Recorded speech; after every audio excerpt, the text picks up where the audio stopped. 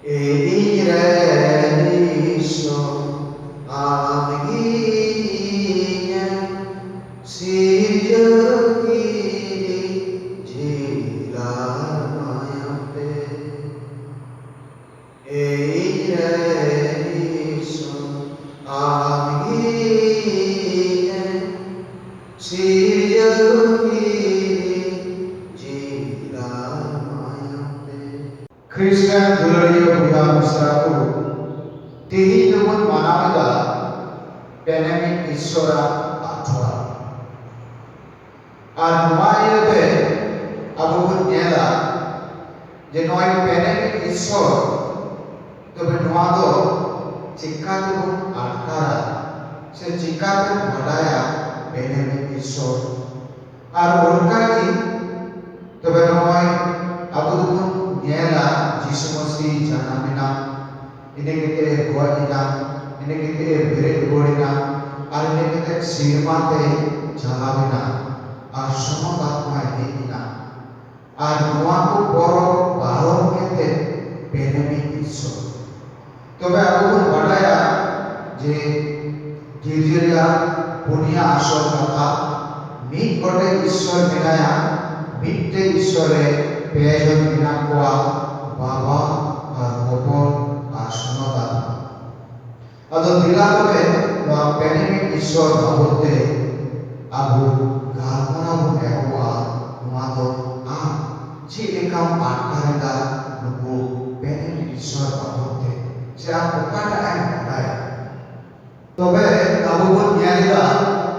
no penemi isor do bole Bible re abu bun nyal nyamda sirjo puthire Baba Iswando Sisir Jawi Baba Iswando Sisir Jawi Ar Mungkane pun Nienga Sana Mahai Sirjo kita Adam Marhawa Mungkin Hoy Sirjo Keti Ar Mungkin Di Agre Boleh Pergi Ko Baba To Ar Mungkane pun Nienga Hoy Boleh Sisir Jawi Abraham Ko Dia ini kita Abraham ka punyenda jemren bidre huina Aisyah Jacob Jacob ren bidre boleh mikir bahar udah bidre huina nas mate nubu ko hara burien kai Jacob ren bidre ko boleh Joseph ko bisa disumpai jalawina onde aima musuh tu kahina ini kita musuh to pergi nabi kana pergi nabi musisi jadi bawa sodo muslim dia ada ditanya kana ini yang orang musuh sampai itu kostor tidak kuat atau musuh kuat boleh ayat nabi ko hetina aku do isor bapa sisi jadi oka kata mene monaku kata untuk nabi kuat ucap kita atau muncul uture Samuel nabi hekina toy pohili nabi do musuh kana ar musuh do aima boleh putih koi all kita ar karbon nyanda isora ke musuh itu kita ar mado sisi jadi bapa isora kami kana Samuel tanong te nabi ko do banu kuat raja ko pohilina Ar pergi raja doi Saul kana ini kita Daud tehina ada nongka je nore pun nyenda je noy sisir johi aren hor ayur ke kuai nubu nabi kuat kata hotete ada nongka je pun nyenda je baba isra kami boleh mari niom re minaa Adi ini kita pun nyela aima bocor bitawina ar unkate baba esore menle tobe indo ijren ika puthoponi kulia ar jisu hegina tobe nawa niyom re jisupa katha jisuka kui kamile hor ko sange chila ko sange ar unkate pun nyela jisu he bocore tahe kana Sirma ar sanama ecena kuat arona dun badai dia ᱟᱫᱚ ᱡᱤᱥᱩ ᱥᱤᱨᱢᱟᱭ ᱪᱟᱞᱟᱣᱮᱱ ᱛᱟᱭᱱᱚᱢ ᱱᱚᱜᱼᱚᱭ ᱥᱚᱱᱚᱛ ᱟᱛᱢᱟᱭ ᱦᱮᱡ ᱮᱱᱟ ᱟᱨ ᱥᱚᱱᱚᱛ ᱟᱛᱢᱟᱭ ᱦᱮᱡ ᱮᱱ ᱠᱷᱟᱡ ᱛᱚᱵᱮ ᱥᱚᱱᱚᱛ ᱟᱛᱢᱟ ᱫᱟᱲᱮᱛᱮ ᱪᱮᱞᱟ ᱠᱚᱫᱚ ᱟᱭᱢᱟ ᱫᱟᱲᱮ ᱠᱚ ᱧᱟᱢ ᱠᱮᱫᱟ ᱵᱚᱞᱮ ᱤᱥᱥᱚᱨᱟᱜ ᱵᱟᱵᱚᱫ ᱛᱮ ᱡᱤᱥᱩᱣᱟᱜ ᱵᱟᱵᱚᱫ ᱛᱮ ᱞᱟᱹᱭ ᱯᱟᱥᱱᱟᱣ ᱞᱟᱹᱜᱤᱫ ᱟᱨ ᱚᱱᱟ ᱞᱮᱠᱟᱛᱮ ᱵᱚᱞᱮ ᱢᱤᱫ ᱜᱚᱴᱮᱡ ᱤᱥᱥᱚᱨ ᱢᱮᱱᱟᱭᱟ ᱢᱮᱱᱠᱷᱟᱱ ᱩᱱᱤᱭᱟᱜ ᱵᱚᱞᱮ ᱪᱤᱠᱟᱛᱮᱵᱚᱱ ᱧᱮᱞ ᱟᱠᱟᱫᱮᱭᱟ ᱟᱵᱚ ᱵᱚᱱ ᱧᱮᱞ ᱮᱫᱟ ᱤᱥᱥᱚᱨᱟᱜ ᱢᱩᱴᱷᱟᱹᱱ ᱫᱚ ᱡᱤᱥᱩᱣᱟᱜ ᱢᱩᱴᱷᱟᱹᱱ ᱨᱮ ᱟᱵᱚ ᱵᱚᱱ ᱵᱩᱡᱷᱟᱹᱣ ᱧᱟᱢ ᱮᱫᱟ ᱟᱫᱚ ᱚᱱᱟᱛᱮ ᱟᱵᱚ ᱵᱚᱱ ᱧᱮᱞᱟ ᱱᱚᱣᱟ ᱯᱷᱤᱞᱤᱯ ᱡᱤᱥᱩᱭ ᱢᱮᱛᱟᱭ ᱠᱟᱱᱟ ᱢᱟ ᱢᱤᱫ ᱫᱚᱢ ᱵᱟᱵᱟ ᱩᱫᱩᱜ ᱟᱞᱮ ᱢᱮ ᱟᱫᱚ ᱡᱤᱥᱩᱭ ᱨᱚᱲ ᱨᱩᱣᱟᱹᱲ ᱮᱫᱟ ᱯᱷᱤᱞᱤᱯ ᱟᱢ ᱫᱚ ᱩᱱᱟᱹᱜ ᱫᱤᱱ ᱢᱮᱱᱟᱜ ᱢᱮᱭᱟ ᱤᱧ ᱥᱚᱸᱜᱮ ᱟᱨ ᱱᱚᱣᱟ ᱠᱟᱛᱷᱟᱢ ᱞᱟᱹᱭᱫᱟ ᱵᱟᱵᱟ ᱫᱚ ᱤᱧ ᱨᱮ ᱢᱮᱱᱟᱭᱟ ᱟᱨ ᱤᱧ ᱫᱚ ᱵᱟᱵᱟ ᱨᱮ ᱢᱤᱱᱟᱹᱧᱟ ᱤᱧ ᱠᱚ ᱧᱮᱞ ᱟᱠᱟᱫᱤᱧ तबे उनको तो बाबा को नेल अकादिया तबे नोआ कथा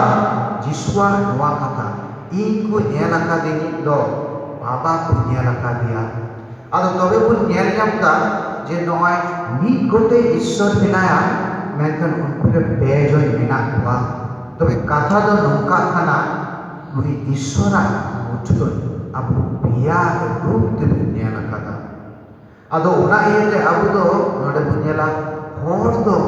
चिन्ह बाखाय जाना कमी बाकू कमी दाड़ेया आदो उनाते नोडे पिया चिन्ह बुनेलदा बाबा हपन आर सनत आत्मा आर नुकु दो नोआ पिया चिन्ह मिट्टे ईश्वरा की पिया चिन्ह आर नोआ दो आबो लगी मिट्टे मारांग पदियो कना विश्वास कना आर ना विश्वास दो नोय जिसुरे चिला को गिरजे को दोहो उडुका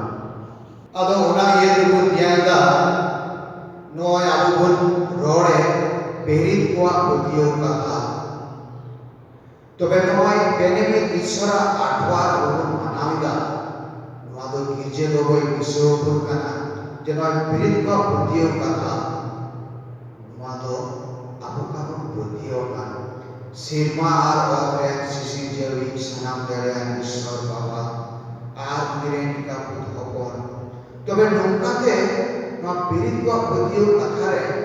आबो पड़ा विश्वास का आबो पड़ा पदियो कना उना बन बचिदा आदो नोडे बन ᱧᱮᱞदा सरीगे जे तिही दो पेनेमे ईश्वर दो नियगी मीट गोटे ईश्वर मेनाया आर उनी ईश्वर बोले आबो बन ᱧᱮᱞदा ओकालका कमी खातिर ते आबो दो बेरकमा चिन्ह दो बन ᱧᱮᱞ कना बाबा ईश्वर दो सिसि जड़ी हपन ईश्वर दो बाबा चावी आर सनत आत्मा दो ससनति आदो उनाइता बन ᱧᱮᱞदा एरे ईश्वर आमगिया सिरजकी जिला मायाते एरे ईश्वर आमगिया सिरजकी जिला मायाते इया